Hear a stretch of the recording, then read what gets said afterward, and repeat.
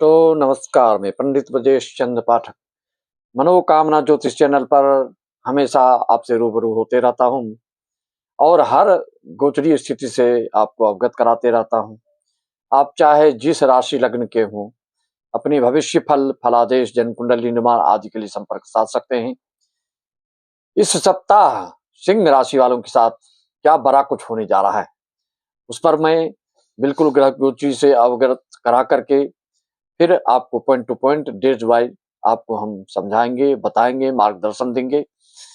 और जो पहली बार है हमारे चैनल पर सब्सक्राइब कर लें, क्योंकि हर व्यक्ति को हर एक ज्योतिषाचार पसंद नहीं होते, सबके अपने अपने पसंद, सबकी अपनी अपनी मनोवृत्ति, किसके ऊपर किसका ज्यादा विश्वास होता है। इसका नियम तो यही है, जो जितना सटीक फलादेश करेगा उसके पास उतने लोग समर्पित होंगे, उतना ताल्लुकात रखेंगे, उतने संपर्क में रहेंगे। इस चैनल के द्वारा आप ऑनलाइन पूजा भी, किसी भी समस्या से ग्रसित हैं तो उसका ऑनलाइन पूजा वीडियो कॉलिंग के द्वारा करा सकते हैं। आसपास के हैं तो संपर्क साध करके बिल्कुल उसको संपादित कर सकते हैं। कोई भी पूजा हो, बड़े कार्यक्रम करना है, भागवत रामायण आदि, उसके लिए भी संपर्क साध सकते हैं। उस चैनल का नाम है बीसी पाठक भागवत कथा। आने वाले साल में फरवरी मार्च से 4 श्रीमद् भागवत यज्ञ सप्ताह की बुकिंग हो चुकी है। जो भी इच्छुक हैं प्रवचन कथा श्रवण हेतु भी संपर्क साध सकते हैं। मित्रों, जिस पल का इंतजार था, जिस क्षण का इंतजार था, वही समय अब आ गया। आगे बढ़ने से पूर्व गणेश जी का स्मरण आप भी सम्मिलित हो जाएं। वक्रतुंड महाकाय सूर्यकोटि समप्रभ निर्विघ्नं कुरु मे देव सर्वकार्येषु सर्वदा। जिसके लिए था इंतजार वही समय आ गया है यार। क्यों? आप जानते हैं कि सिंह राशि वालों को जब तक तुला राशि में सूर्य देवता हो तब तक कोई भी ठोस कदम और किसी चीज का श्री गणेश करने से बचना चाहिए, क्योंकि तुला राशि सूर्य की नीचे राशि होती है।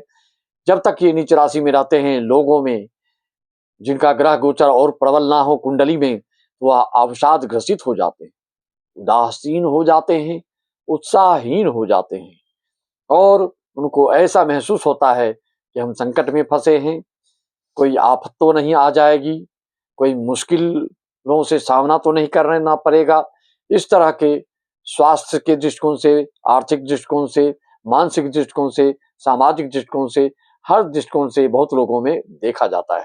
मित्रों, आपकी कुंडली मुझे मालूम नहीं, लेकिन यह गोचरीय स्थिति से जो अवगत कराते रहता हूं वही आपके ऊपर सटीक बैठता है। अगर आप सिंह राशि के हैं, आप जानते हैं सिंह राशि में मघा नक्षत्र आता है, पूर्वा फाल्गुनी नक्षत्र आता है। जो जो इस नक्षत्र के हैं, उत्तरा फाल्गुनी नक्षत्र आता है, जो जो इस नक्षत्र के हैं वह आप देख सकते हैं कि वही दशा जब आपकी आती है जीवन में तो आप उत्कर्ष की ओर बढ़ते हो, आपका भाग्योदय होता है, आपका भाग्य का दरवाजा खुलता है। रचनात्मक कार्य, सृजनात्मक कार्य जितने हैं सब आपकी कुंडलियों में जो शुभ योग हैं, दशा महादशा अंतरदशा सुदशा प्राण दशा, उसी दशाओं में संपादित होते हैं। किसी की भी कुंडली उठाकर देख लो आप। जब शादी का योग बनेगा तो शादी का ग्रह गोचर उस समय आपकी कुंडली के अनुसार अनुकूल होना चाहिए, तभी वह शुभ फल मिल पाएगा। चलिए आगे बढ़ते हैं।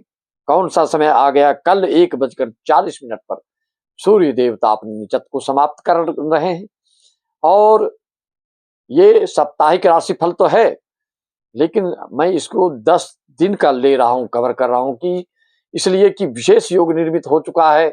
इस 10 दिन में आपके साथ विशेष कुछ होने जा रहा है। क्यों? सूर्य तो नीचत्व को परित्याग कर ही रहेंगे, वृश्चिक राशि में आएंगे, भौमादित्य योग बनेगा, बुधादित्य योग बनेगा। कहाँ?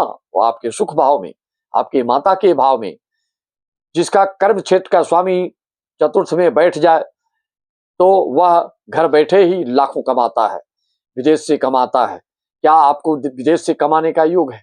आप लोग पूछते हैं महाराज बताइए हमारा विदेश योग है क्या? सिर्फ इतने बोलने से कुछ नहीं होता है कि विदेश योग है तो कैसा विदेश योग है। महाराज मैं मांगलिक योग वाला हूँ, तो मांगलिक योग है तो कितने प्रकार का मांगलिक योग होता है। महाराज मेरे में काल सर्प दोष है, काल सर्प दोष है तो कौन सा काल सर्प दोष है। महाराज मेरे में विषकुंभ दोष है, विषकुंभ दोष आपके लिए किस क्षेत्र में बाधा पहुंचा रही है, इसको समझना बोलते हैं, बारीकियों से समझना। सूक्ष्म से सूक्ष्मतम रूप में आप समझने का प्रयास करेंगे तो अपनी कुंडली का अवलोकन स्वयं भी कर सकते हैं। नहीं कर पाते हैं, आप कराना चाहते हैं तो मात्र 501 में हजारों की बात नहीं है। जन साधारण के लिए भी यह जानकारी प्राप्त हो, इसलिए मैं इतना कम दक्षिणा रखा हूं। ना कि कई लोग बढ़ाकर रखते हैं इतना कि जिससे कि सोचे कि बहुत बड़े जो सच्चार्य है। वह तो तभी पता चलता है जब आप उससे संपर्क साधते हैं, भूत की बात बताते हैं कि नहीं, भविष्य की बताते नहीं। जो भूत को बताएगा वो भविष्य का बताएगा, वर्तमान का तो बता ही देगा। तो आप इस चीज से आश्वस्त होइए, जो आपकी कुंडली का हर वर्णन कोई विशेष घटना को दर्शाते हैं तभी आप विश्वास करिए। और सिर्फ चकाचौंध पे मत जाइए। किसी से जब आप बात करते हैं तो कोई भी जो वार्तालाप जो आपसे बात होती है उससे आपको समझ में आ जानी चाहिए। जो विवेकी हैं, जो ज्ञानी हैं, जो समझदार हैं, जो बुद्धिजीवी हैं, जो संस्कारी हैं, जो सात्विक हैं, जो धार्मिक हैं, वह व्यक्तियों की वाणी के माध्यम से ही अवगत हो जाते हैं और समझ लेते हैं कि ये हमारे भविष्य फल को कितना सटीकता से बता पाएंगे। इस सप्ताह आपको 18 तारीख को, 16 का तो हो गया, सूर्य आपकी जो सिंह राशि, आपके राशि के स्वामी है, वह अपने नीच राशि से उभरने जा रहे हैं और उभरते ही धमाका करेंगे, क्योंकि बुधादित्य और भामादित्य योग, त्रिग्रही योग होने से आपको 3 तरह के विशेष लाभ होंगे। मकान लाभ, रियल एस्टेट से लाभ, वाहन लाभ, नौकरी पेशा आदि में कोई कुछ करना चाहते हैं देश विदेश या अपने भारतवर्ष में, तो आपको विशेष उपलब्धि मिलने जा रही है। लेकिन इसको कैसे देखना है, ये जनरल प्रेडिक्शन है। आपके पास बड़ा बल्ब है, आपके पास करंट के लिए लगाने के लिए तार भी हैं, लेकिन दोनों अलग हैं, तब तक प्रकाश नहीं होगा, प्रकाशमय वातावरण नहीं बनेगा। वह तब बनेगा जब उस तार से, उस होल्डर से आप बल्ब को जब लगाएंगे तो फिर वह जो है जगह प्रकाशित होगा। इस तरह से आपकी कुंडली में ग्रह गोचर जो चल रहा है, आपकी कुंडली में उससे मिलान कैसा हो रहा है, उसके हिसाब से फलादेश में करता हूं और आप संतुष्ट होते हैं, गदगद होते हैं, कमेंट करते हैं, शेयर करते हैं, लाइक करते हैं, सब्सक्राइब करते हैं। अन्यथा ऐसे कोई कुछ करने वाला नहीं। तो क्या है 18 तारीख को विशेष, आपको पहले ही मैंने बताया। सिंह राशि वालों के लिए 1 तारीख, 3 तारीख, 9 तारीख बहुत शुभ होता है। आपके लिए गुरु और मंगलवार भी बहुत शुभ होता है। रविवार के पश्चात आपके लिए मूलांक 1, 10, 19, 28 होता है शुभ तारीख, और 3 तारीख, 12 तारीख, 21 तारीख भी शुभ होती है आपके लिए। 9 तारीख, 18 तारीख, 27 तारीख भी आपके लिए शुभ होती है। 18 तारीख खास करके जो रियल एस्टेट से जुड़े हुए कार्य में संलग्न हैं या जो सौंदर्य प्रसाधन से रोजगार उद्योग धंधा कर रहे हैं, उनके लिए छप्पर फार धन वर्षा होगा। और 18 तारीख को कोई रचनात्मक कार्य, कोई सृजनात्मक कार्य, विशेष रूप से घर, मकान, वाहन आदि खरीदी बिक्री के लिए बहुत ही शुभ माना जाएगा। इस दिन शुक्र भी अनुराधा नक्षत्र में प्रवेश करेंगे और 18, 16 के बाद 18 तारीख आपके लिए लाजवाब है। इसके पश्चात आपके लिए 18 तारीख को बुध भी वक्री हो रहा है, इसका भी लाभ आपको विशेष मिलने जा रहा है। इस लाभ से आपको बुध के वक्री होने से बुद्धि में विलक्षणता आएगी। बुद्धि जनित कार्यों से जो संचार विभाग में है, जो संचार विभाग में है, जो मीडिया विभाग में है, ऐसे लोगों के लिए यह बहुत ही सुकून देने वाला रहेगा, अद्भुत लाभ पहुंचाने वाला रहेगा। इस तरह से आपके नवंबर में आप सुने होंगे नवपंचक योग, विपरीत राजयोग, रुचक योग, मालव्य योग, ये सब योगों का फल बिल्कुल आप लेने के लिए तत्परता दिखाइए, नहीं तो यह समय चूक जाएगा, आप इसको गवा बैठोगे। इसलिए आपको इस पर ध्यान देना होगा कि अब क्या करना होगा, उसके ऊपर मैं आता हूं मित्रों। तो ये आपके रुचक योग का भी कमाल दिखेगा। गुरु का जो कर्क राशि में उच्चस्थ होके बैठे हैं उसका भी धमाल दिखेगा। और इन सब योगों के पश्चात आपके लिए और क्या क्या शुभ है उस चीज का भी मैं आपको बताए देता हूं।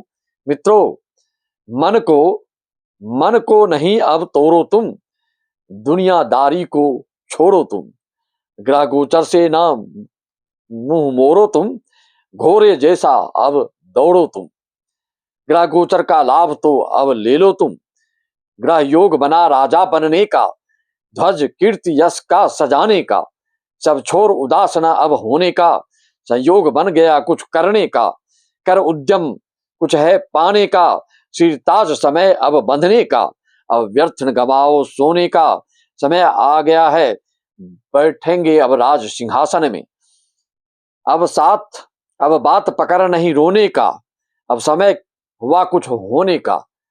मित्रों, इस चीज का ध्यान रखें। अपनी कुंडली की विश्लेषण करवाना चाहते हैं तो आप करवा सकते हैं। आपके लिए क्या ग्रह योग चल रहा है, आपकी कुंडली में क्या चल रही है, उससे जब इसका मिलान करते हैं ग्रह गोचर से, तब ये फलीभूत और 100% आप आश्वस्त हो पाते हो कि अब हमारे साथ क्या होने जा रहा है। चाहे संपत्ति संबंध बात हो, चाहे संतान से संबंध बात हो, चाहे देश विदेश से संबंध बात हो, चाहे दाम्पत्य जीवन संबंध बात हो, चाहे केस मुकदमा की बात हो, जिस क्षेत्र से संबंधित आप बात करना चाहते हैं, आपकी कुंडली में सारी बातें समाहित हैं। उसको उल्लेख करना है, उसको प्रकट करना है, उसको मर्म को, रहस्य को, आपके पितरों के कुल वंशों के कैसे कैसे कर्तृत्व रहे हैं, क्या क्या उन्होंने किया, वो सब बात आपकी कुंडली से पता चल जाता है। बाढ़े ही पुत्र पिता निज धर्म, जिनके पिता धार्मिक होते हैं, आस्तिक होते हैं, सात्विक होते हैं, परोपकारी होते हैं, परमार्थी होते हैं, ऐसे लोगों के कुल वंश की वृद्धि सदा होते चले जाता है, उन्नति की ओर बढ़ता है। अगर जिनके कुल खानदान के लोग पापाचार में लिप्त होते हैं, 420 में लिप्त होते हैं, तो आने वाली पीढ़ियां, आने वाले कुल वंश के लोग, आने वाले आपके वंश में जितने लोग आएंगे, उनका भाग्य जो है बार बार ठोकर खाता है, बार बार ठेस पहुंचती है और आत्महीनता का अनुभव कराने वाला होता है, मानसिक अवसाद विषाद में डूबे रहने वाला होता है। इस तरह के उदाहरण के तौर पे मैंने बताया आपको। आप भी अपनी कुंडली की विश्लेषण करवाने के लिए संपर्क साध सकते हैं। हमारे विदेश के जितने यजमान हैं, Germany, Japan, America, England, France आदि के, सबके लिए मैं उज्जवल भविष्य की शुभकामना करता हूं। नूतन वर्ष आने ही वाला है। नए वर्ष में आपके साथ क्या क्या होने जा रहा है, ये और लास्ट दिसंबर में क्या होने जा रहा है, उसके लिए भी आप संपर्क साध करके हमसे आइडिया ले सकते हैं, मार्गदर्शन ले सकते हैं, उसका परिहार को कर सकते हैं। इसी वाणी के साथ में वाणी को विराम देते हुए सभी को नमन वंदना बिंदन सी राम मैं सब जग जानी, करो प्रणाम जोर जुग पानी।